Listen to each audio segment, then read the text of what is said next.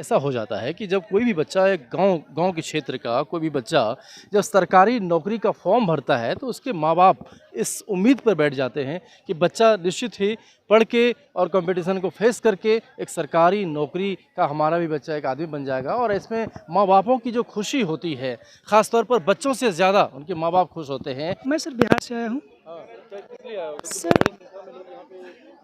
Sir actually sir हम लोग railway group D में क्वालिफाई हो गए थे, सब चीज़ मेरिट फिजिकल और मेडिकल भी हो गया था, उसमें हम लोग क्वालिफाई हो गए थे। क्वालिफाई होने के बाद सर हम लोग का पैनल में नाम नहीं आया, क्योंकि हम लोग का जो मेडिकल कैटेगरी था जो लो था B2 और C1। इसी कारण क्या हुआ कि मेडिकल होने के कुछ घंटे बाद ही वो हम लोग का जो वैकेंसी था B2 और C1 का, वो पोस्ट को कम करके A2 और B1 में बढ़ा दिया गया। इसी कारण हम लोग का पैनल में नाम नहीं है। ये क्या बार बार जो आप लोग यहाँ पे जंतर मंतर आ रहे हैं, इससे क्या कुछ लगता है? क्योंकि अभी इसके पहले तो आपको क्या आश्वासन मिला? सर आश्वासन मिला था सर कि आप लोग 14 दिन के बाद फिर आइए, उसके बाद कुछ बताएंगे। तो आज हम लोग रेल भवन के पास गए हैं सर, तो वहाँ कुछ नहीं हुआ सर, वहाँ से हम लोग को भगा दिया गया। मंत्र पे रहना यहाँ पर मतलब 2-3 बंदों को भेज दिया अंदर, और वहाँ पर वो मिला रहे हैं उनको सर से, मतलब किसी भी अधिकारी से, तो वो बात कर रहे हैं उनसे। अब क्या जवाब देते हैं, बस वही जवाब है उनका कि 1 महीने बाद आना, 10 दिन बाद आना, 15 दिन बाद आना, और कोई फैसला निकलने वाला नहीं है इसका। लेकिन एक चीज़ मुझे बताइए कि ये मोदी सरकार जिस तरीके से तमाम बच्चों और ख़ास तौर पर जो लोग क्वालिफाइड हो गए हैं, हाँ सर, और उसके ऊपर जब आप लोगों को ऐसा लगता है कि आप लोग उसके लिए उपयुक्त थे, और फिर 1 घंटा पहले आपका जैसा आरोप है कि वैकेंसी कम कर दी जाती है। बिल्कुल सर सही है आरोप, इसमें कोई भी दो राय नहीं है कि सारे RRC जोनों ने हमारे जो B2 और C1 की मेडिकल की पोस्टें थी वो सर अपर मेडिकल में शिफ्ट कर दी गई, या कुछ हफ्ते कह लीजिए आप, या कुछ घंटे पहले कह दीजिए। जो पैनल आता है ना सर, वो अपॉइंटमेंट होता है आपका, बिल्कुल अपॉइंटमेंट होता है। वो एक रात पहले हमारा सपना चूर चूर कर दिया गया, और तब से हम कई बार यहाँ दिल्ली में जंतर मंतर पर भी आए, और क्या कहते हैं हम सर रेल भवन पर भी आए। सारे हमारे जो भवन हैं, जैसे नीति भवन है, वाणिज्य भवन है, जैसे रेल भवन है, कोई भी हो, PMO ऑफिस हो, गृह मंत्रालय हो, सारी जगह हमने लिखित लेटर दिए हैं सर हमें ज्वाइनिंग दी जाए, सर हमें ज्वाइनिंग दी जाए, लेकिन हमारी अभी तक कोई सुनवाई नहीं हुई। हमें ऐसे ही आज तो दिल्ली पुलिस ने हमें खदेड़ के लाए हैं वहाँ से, क्या कहते हैं, रेल भवन से। आज जो रेल भवन आप लोग गए, वहाँ पर क्या रवैया रहा? लोग अधिकारी आपसे कोई बातचीत हुआ या फिर पुलिस के द्वारा ही? नहीं सर, ऐसा हमें अल्टीमेटम दिया गया था सर, जब कुछ दिन पहले जब आए थे हम, कि 14 दिन का हमें दिया गया था कि आप 14 दिन तक आप वेट करिए, 14 दिन के बाद आपका काम हो जाएगा। सर इसी को देखते हुए हम अपने घर चले गए थे कुछ दिन पहले, तो हम कम से कम 17 दिन बाद आए सर। हमारा काम अभी तक भी कोई उस पर कार्रवाई तक नहीं हुआ, हमारा पर्चा ही नहीं बदला गया। वहाँ वो जैसे पे दे के गए थे ना, वैसे ही पड़ा हुआ है। फिर हम यहाँ पर आए हैं आज शांतिपूर्वक। हमारा सर प्लान तो हमारा बहुत पहले से बन रहा था, इसमें ऐसा कोई नहीं है कि कोई घटना हो गई सर, वो दुखद है, लेकिन हमारा प्लान पहले से ही था यहाँ आने का। सर हम आए और शांतिपूर्वक सर रेल भवन के पास में। क्या उम्मीद क्या लग रहा है आपको कि जिस तरीके से आप लोग संख्या में उपस्थित होते हैं, ऐसे में क्या सरकार आप लोगों की बातों को सुनना चाहिए, मानना चाहिए?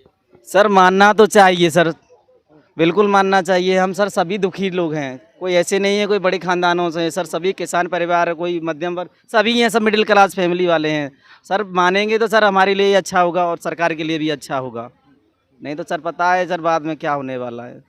सबको ये वोट देंगे, वोट की ताकत दिखाएंगे इन सबको कि वोट क्या है। सभी लोग हैं वो ऑल ओवर इंडिया से हैं, अगर एक एक सीट हराएंगे ना तो पूरी सीट हारेंगे जी। आप मुझे ये बताइए कि जब आप लोग तैयारी कर रहे थे, परीक्षा की तैयारी कर रहे थे, और तमाम ऐसी चीज़ों को लेकर के दिमाग में था कि एक सरकारी नौकरी आपको मिलेगी, और जब 1 घंटा पहले आपको ये बता दिया जाता है कि आपकी वैकेंसी ख़त्म हो गई है, तो कितना सपना वो चूर हो गया?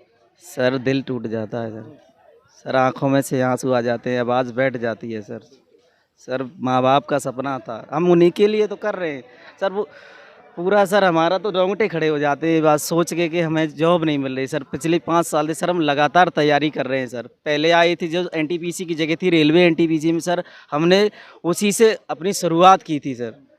उसके बाद में सर हमारा उसमें नहीं हुआ, लेवल में हमने लेवल 6, लेवल 5, लेवल 3, लेवल 4 सारे में हमने क्वालिफाइड किया था, लेकिन सर हमारा क्या था उसमें कुछ प्रॉब्लम थी, हम चश्मे लगाते थे क्या सर, हम टाइपिंग नहीं जानते, उसमें हमारा रह गया था। तो सर लास्ट बच रहा था, हमारा आखिरी सपना था कि रेलवे में नौकरी करने का। सिर्फ लेवल 1 की ग्रुप D की पोस्ट थी सर, हमने जी जान से मेहनत की और कट ऑफ कट ऑफ पास किया सर, मेडिकल पास किया, डीबी पास किया सर, हमें लग रहा था कि हमें नौकरी सर हमारा मेडिकल होने के बाद में हमें लगा कि हमारी नौकरी लग गई सर। गांव देहात के लोग हैं तो सर खुशी ऐसी होती है कि चारों तरफ खुशी का माहौल। बिल्कुल। और जब आलम ऐसा हो जाता है कि जब कोई भी बच्चा एक गांव के क्षेत्र का कोई भी बच्चा जब सरकारी नौकरी का फॉर्म भरता है तो उसके माँ बाप इस उम्मीद पर बैठ जाते हैं कि बच्चा निश्चित ही पढ़ के और कंपटीशन को फेस करके एक सरकारी नौकरी का हमारा भी बच्चा एक आदमी बन जाएगा। और इसमें माँ बापों की जो खुशी होती है, ख़ास तौर पर बच्चों से ज़्यादा उनके माँ बाप खुश होते हैं